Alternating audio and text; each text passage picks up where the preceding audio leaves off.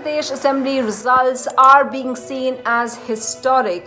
As everyone knows, the state is politically very significant, as the cliche goes that the road to Delhi lies via the 403 assembly seats of the state and the 80 parliamentary constituencies. So let's just look at some of the key takeaways that we get from counting day.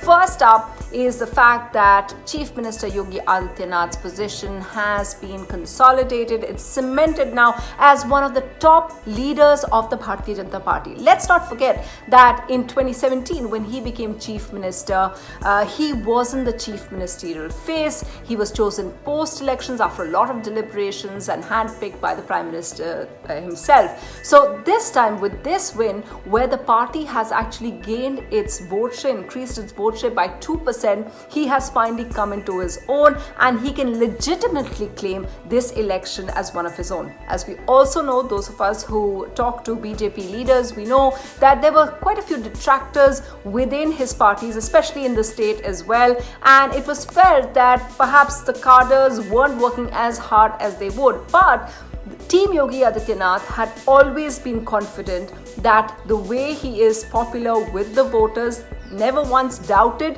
that he was facing any kind of threat, that he would definitely secure this win, and he seems to have delivered.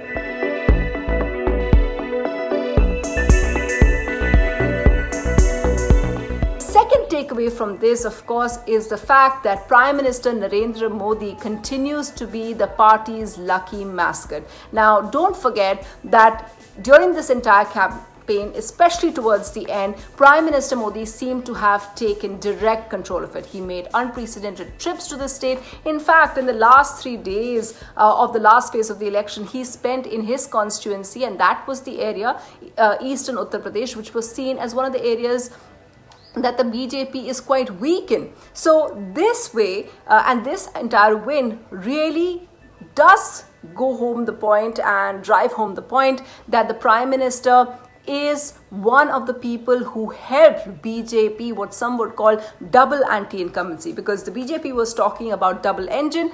But what many pointed out is that in the last 4-5 years, because of the fact that the BJP had been at the center for more than one term, about 7 to 8 years, and they were also in all the states that they were in power, they either got very small majorities or in fact they lost. They're of course talking about states like Jharkhand and what we also saw in Maharashtra, those states they lost. But Uttar Pradesh has proved that the Prime Minister can draw all the voters and turn around an election and can counter a challenge, however formidable that is.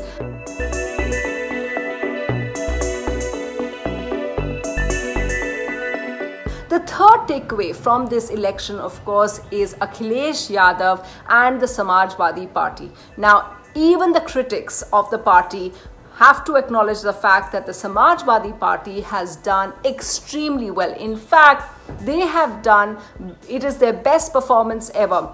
With their vote share that they've got over there, they've increased their vote share by 10%, getting 32% from what they got in the last election. So Akhilesh Yadav has done really well, and what perhaps went against is the fact that the BJP just outnumbered them in the arithmetic. If you look at, while Akhilesh Yadav did try to conjure up a caste equation which had backwards from various, whether it's the east, and he also had the Jats in the west, and he had people like Rajbhar in the east, what others pointed out is that the OBC vote didn't go with him as much. The non-Yadav OBC vote decided to stay with the Bharatiya Janata Party, and that is where the BJP simply outnumbered him.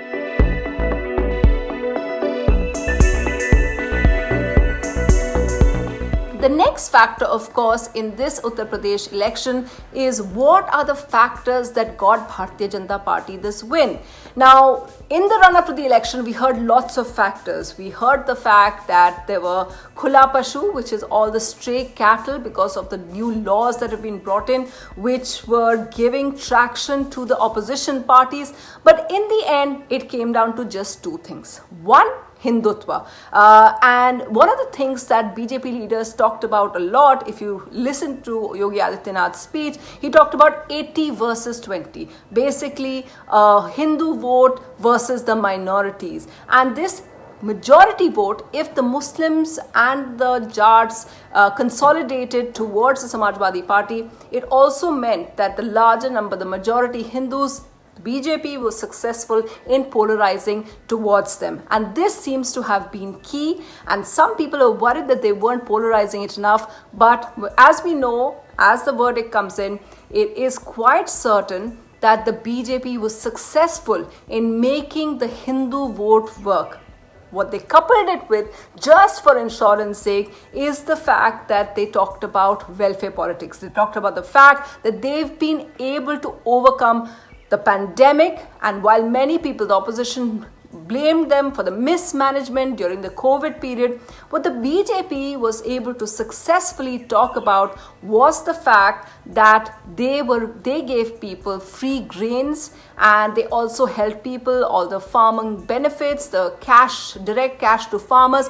All of this went in countering what the opposition was talking about. And at the end of the day, the BJP's narrative of these points worked much better and more effectively than the opposition's did.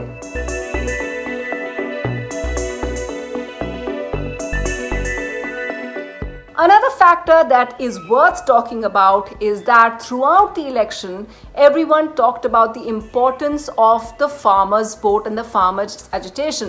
When Prime Minister Narendra Modi repealed the farm laws, at that time, many felt that the farmers had won and they would be an effective rallying cry against the BJP government. But as it turns out, and especially if we look at Western UP where the opposition was set to sweep, that hasn't happened. Yes, of course, the Rashtriya Lok Dal led by Sunetra Choudhury led a formidable fight. In fact, from the one seat that they got last time, this time round they have got 7 seats. But it wasn't as effective, and it seemed that some of their core voters came back to them because the RLDs seem to have lost many of them post the 2013 riots, Kirana Rai, Muzaffarnagar riots. But it seems that the BJP's overall narrative, which I talked about, of the Hindu vote seemed to have stayed even in Western UP. So the farmers' agitation didn't have the negative factor that it was meant to be, according to the opposition.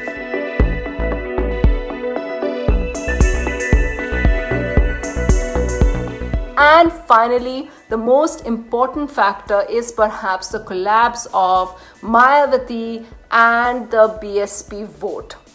From being a very significant 20% vote, they've now come back to just 12%. And not just that, they are now, from being the seat that was in power, the party that was in power in 2007, and Behenji Mayawati, having been the chief minister in 2007, has now been reduced to just a single seat. That is even less than the Congress's 2 seats. And perhaps it shows that the Dalit vote may have gone with the ruling party as well. It's something that the BJP has been claiming, that yes, if Mayawati has lost her vote, that they hope to claim it. It's something that the Samajwadi Party was also wooing as well. So her vote seems to have collapsed a lot, and the BJP was wooing the non-Jatav Dalit vote and may have succeeded at that point. One interesting thing I also want to point out as we talk about caste breakups, BJP points out that one of the successes that they've had is that while the Brahmins were upset with them, especially because Chief Minister Yogi Adityanath is identified as a Thakur leader, and some felt that he may have been favorable towards the Thakur community and the Brahmin community was said to be upset, but they didn't seem to be as upset to have left the Bharatiya Janata Party altogether. And that is why we still see Bharatiya Janata Party coming back home and for a second term with this easy majority.